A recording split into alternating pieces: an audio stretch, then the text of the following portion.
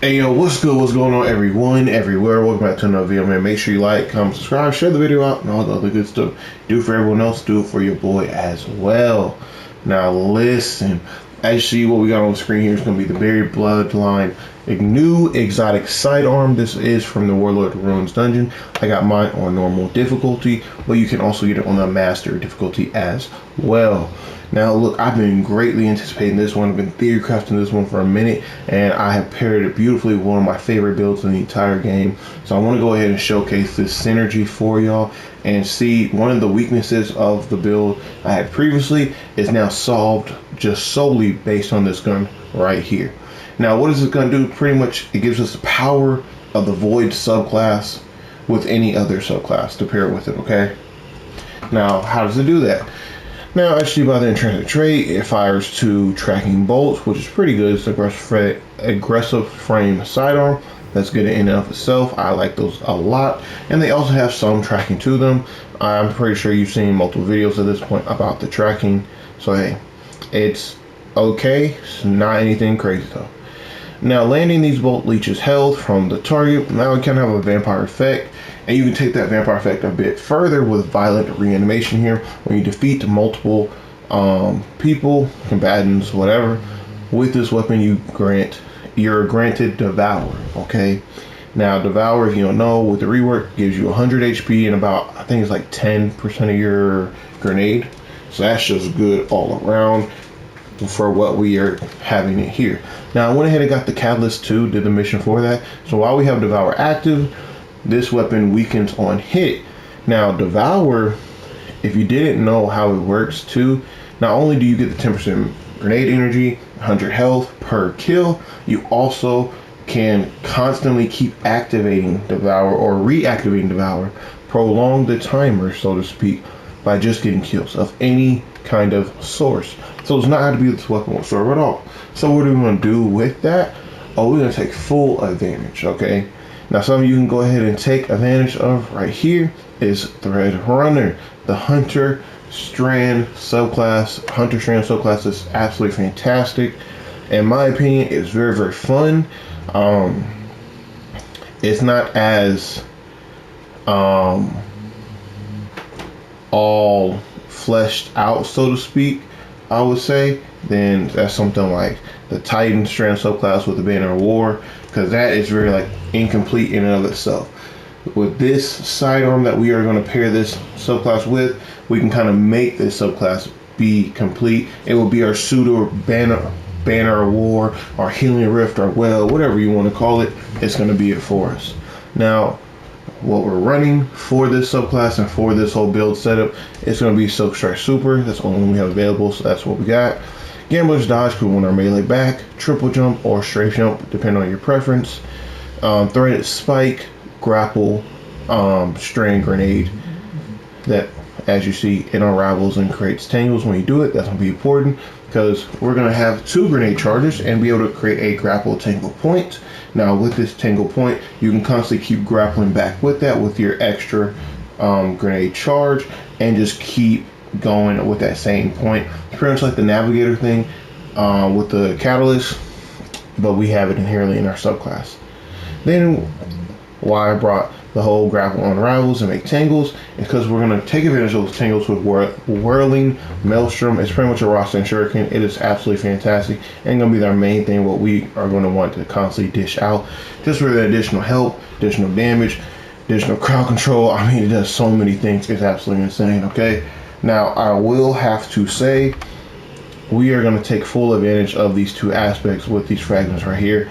Now it doesn't look like it at first, but keep in mind, a lot of these are quality of life. A lot of these come together later on, and how they flow into each other is pretty nicely. Now stay with me. Now we're going to use Thread of Binding, so when we do pop our super, we can now take full advantage of the suspend aspect of the Strand subclass. Okay, now we're suspending people. They also turn into tangles, so hey, when you defeat them. But suspend pretty much nullifies almost all champions. Okay, it can stop an unstoppable champion. It's going to stop a barrier champion from shielding. It can partially stop an overload champion. It is just good all around. Absolutely insane. The fact that we have this on our super is fantastic. especially if we are struggling with something or trying to pick people up, whatever the case may be. We are going to be good. We're going to pop our super, hit one enemy, everything else is going to go in the air like a bunch of piñatas at a parade, and we're going to be a-okay. Now, we're going to pair this beautifully with the thread of generation just so we can have our grenade energy back up a lot. Now, this helps so much because just dealing any kind of damage generates more grenade energy. More grenade energy means more grapples. More grapples mean more unraveling and tangles. More tangles mean more Royal Maelstrom. Kind of see where I'm going with this. And all this is just going to help us get more and more kills to keep that Devour procced up. Now, even with this, it's a nice quality of life that's going to reload our weapons with the Thread of Ascent fragment here when we activate our grenade ability, and it's going to give us some airborne effectiveness. So even if we are in the air, paired with the handling, it's going to work beautifully well. So we can just go ahead and pull out our weapon, do what we need to do, i.e. like you kind of saw the shotgun that I'm going to get to here in a sec. So we can kind of do a nice combo that Titans take advantage of all the time. With this aspect here, it's going to allow us to do it more fluently, okay? Now we're also going to have for our last fragment, the Thread of Transmutation. Now while you have Woven Mail active, any final weapon blow creates a tangle. This is just pretty much to make sure that we're always going to have a Royal Maelstrom out. The moment that the cooldown has been reset for tangles, we're going to have another one out. And that's pretty much all she wrote right there, okay? Now, in terms of gear and stats and what we're looking for, you always want to have your tier 10 resilience. I like to go ahead and make sure we have tier 10 discipline and then tier 10 mobility. I do have triple 100 stats. Now, if you are wanting a bit more recovery, if you're trying to take this more like a Grandmaster Nightfall, something of the sort like that, which I tried it. I tried it with tier 10 resilience, recovery, and discipline, and I only had like tier 3 or 4 mobility. That's okay. It's not as fun, especially in the lower tiers of content. If you're just doing a normal Nightfall, a normal Strike, even heroic on down content, I would say, you're going to be okay. Even the coil all the way up to the very end, having a lot of mobility is very, very good. Not only do you get the speed aspect and the jump, but the cooldown of your class ability is what we're really going for. And why do we want that? Back to our subclass, so we can get our Gambler style, to get our melee back, get that back out there, constantly keep killing, to keep Devour up from this sidearm, keeping us constantly healed, keeping us constantly generating more and more grenade energy, so we can keep on grappling, so we can keep on with the Side Arachne's Facade, getting Woven Mail, and reduce our flinch via flinch resistance while Woven Mail is active. So you kind of see that we are kind of pairing everything beautifully together with this here. Now, in terms of mods that we are running with this, and the helmet slot, you can definitely go ahead and put in the, I think it's, what is it called? The hands-on super energy mod here. If you are a-okay with your special weapon. Now, as you see, I am rocking 2 special weapons, so that can be an issue or a problem later on. Granted, it does say that this is more for primary ammo drops, but it does still work with special weapon, other weapons, okay? You will see an increased drop chance of your just special ammo in general all over the board, okay? Now, we're also going to pair that with the Void Siphon, since we are having, as you see, a Void weapon as one of our primary quote-unquote ammos.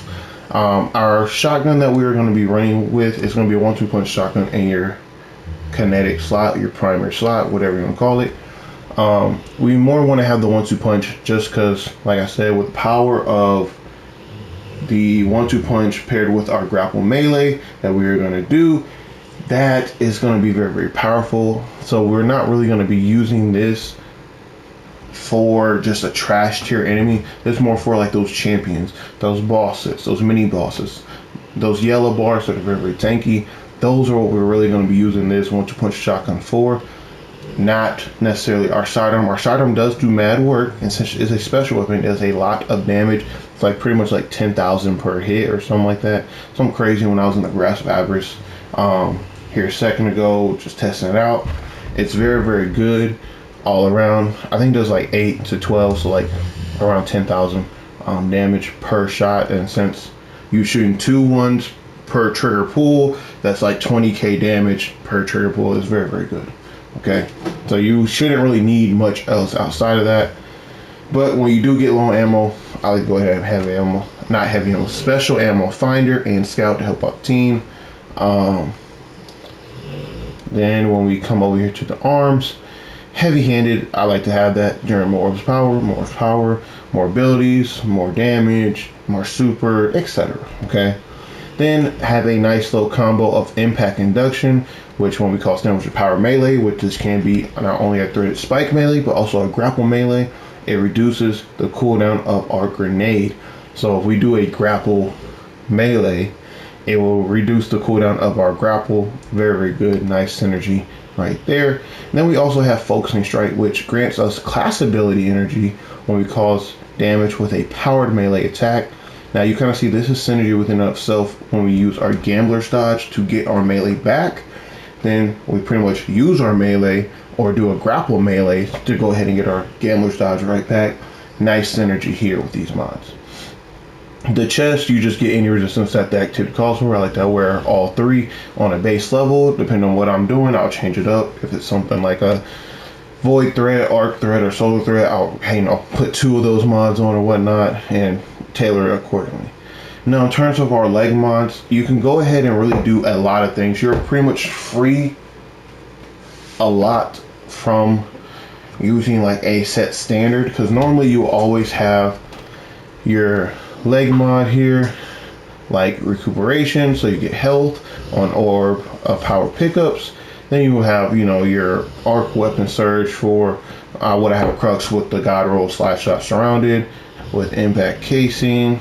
So hey, there's that. I can boost that damage up or boost void for the sidearm. Maybe I want to do kinetic for the 1-2 punch aspects of it, which I wouldn't recommend. I would much rather you do your heavy or just a sidearm. There's no real point in the 1-2 punch because you actually want the 1-2 punch to go off, i.e. not to kill them, but do enough damage so when you grapple melee them, you kill them after that. Okay, so I wouldn't recommend kinetic or even strand, whichever, you know, weapon you are using for a 1-2 punch shotgun in your kinetic slot. I would highly recommend either void or whatever is your heavy affinity. Okay, and then I also like to pair it with the orbs restoration, just because it does still give us about, like, I think it's like 10% or something like that, of whatever ability we are the lowest of. So if we have 2 grenade charges, more likely we're gonna get our grenade back. If we're struggling to get our melee, our ability, class ability, or dodge back, then it's gonna give us that. So it's all around a good thing to have. And then I like to run it with innervation just to make sure we are staying on top of our grenades. This is pretty much overkill, honestly, so I would probably go insulation, but just for the sake of the build and for the content purposes, I'm going to show you with innervation for the time being. Okay. Now when we come down to our actual cloak here, I like to always have a Reaper mod and a distribution. It gives us 4% of pretty much all of our abilities, so our grenade, melee, class ability, our super. It's just a good thing to have all around. If you don't want to use distribution, you can still use something like utility kickstart, but thanks to the nerf of the whole Kickstarter mods, I would just go ahead and use distribution and just call it a day, honestly.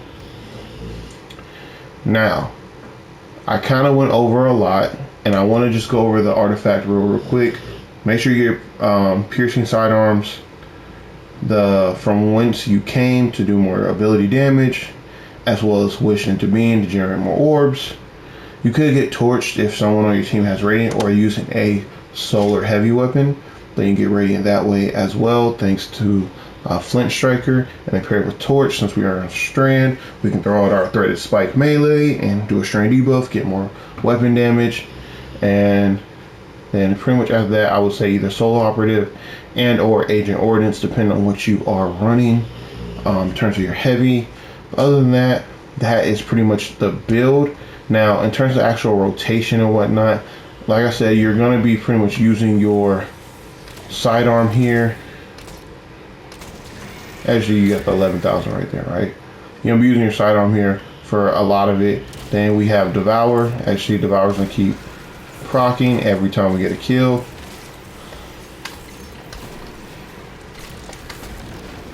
And we're gonna pretty much just keep going. We ain't gotta worry about it. If we ever do get low on Devour or whatnot, we're gonna go ahead and just re-pull out our sidearm. If someone's a tankier enemy, actually we got 2 Ross and Shurikens on the field now. So let's take your enemy while we have Devour active. We can go ahead and shoot them with that. Then swap to our shotgun and pretty much do the one grapple melee and just call it a day. Now, if you don't know how to do grapple melee, all you're pretty much gonna do is wait till you got a little momentum and then shoot, then melee, okay? Wait till you get a little momentum, cancel it.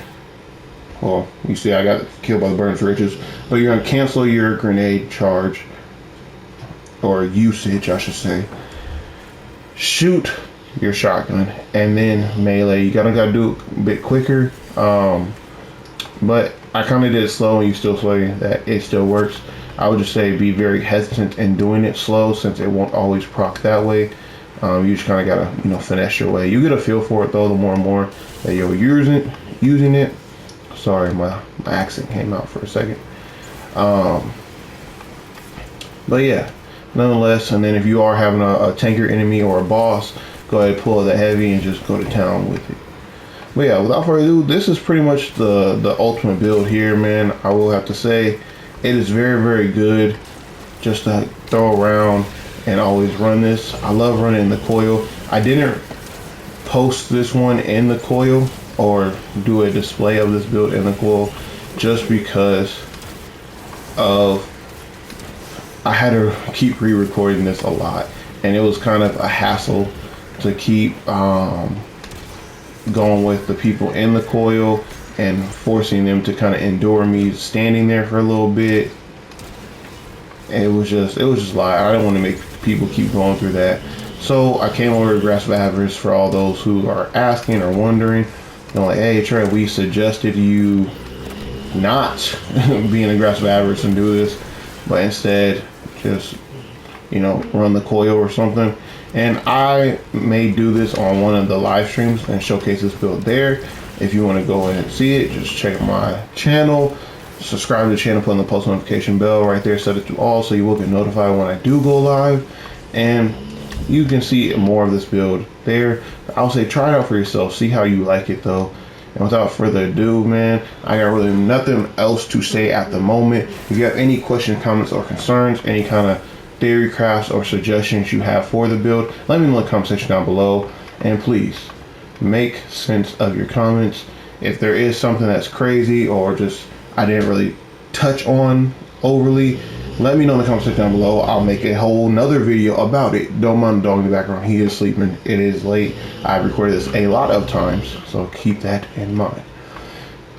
So be nice to me. Take care, be easy. Without further ado, peace and shalom, y'all.